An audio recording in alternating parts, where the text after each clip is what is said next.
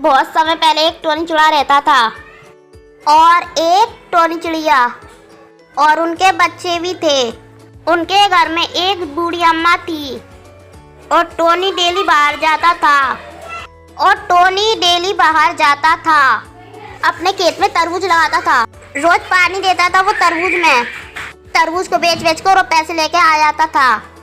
तभी उनकी पड़ोसी रंगीली आ जाती है और बोलती है, अरे टोनी, जब मैं देखती हूँ तुम तरबूज की खेती करते हो, क्या इससे होता है और कितने पैसे कमा लेते हो तरबूज बेचकर?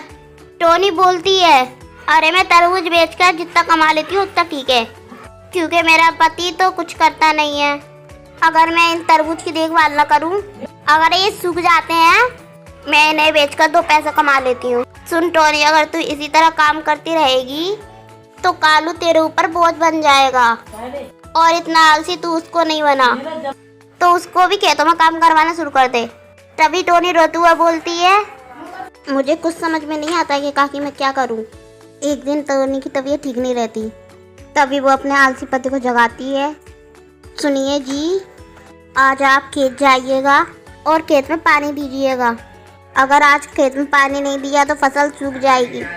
लेकिन वो दोनों माँ बेटी बहुत जगाती हैं, पर कालू कौआ नहीं जागता है और वो थक जाती है उनको जगाते, लेकिन वो नहीं जगता। एक बार गुस्से से जगता है और बोलता है, क्या है टोनी, तू मुझे सोने भी नहीं देती है। थोड़ी देर आंख बंद करके मैं चैन क्या ले लूँ? तुम दोनों माँ बेटी आ जाती हो, सिर पे चैं चैं चैं चैं करती रहती हो। तुम्हें खेती करना हो तो करो, मुझे मत जगा।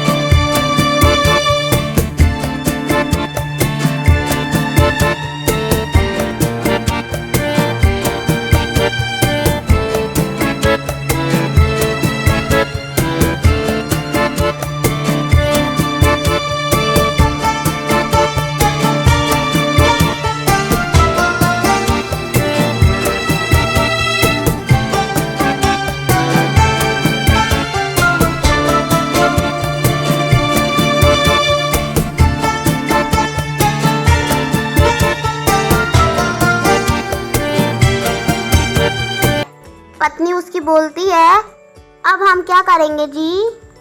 अब हम क्या खाएंगे? खेत भी हमारा बंजर हो गया है। अब कैसे हमारे बच्चे और कैसे हम लोग जिएंगे? एक ही तो छोटा सा खेत था।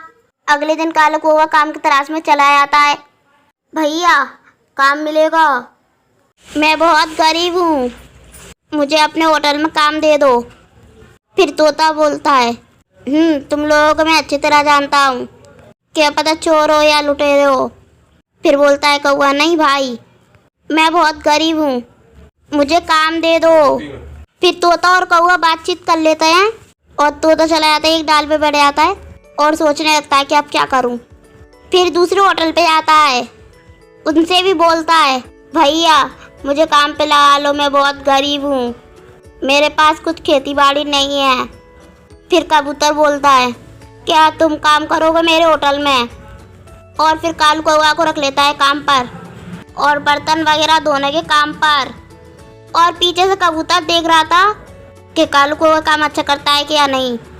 वो ठीक ठाक करता था काम और वो शाम को पैसा दे करके वो बोला कि कल से फिर से आ जाना।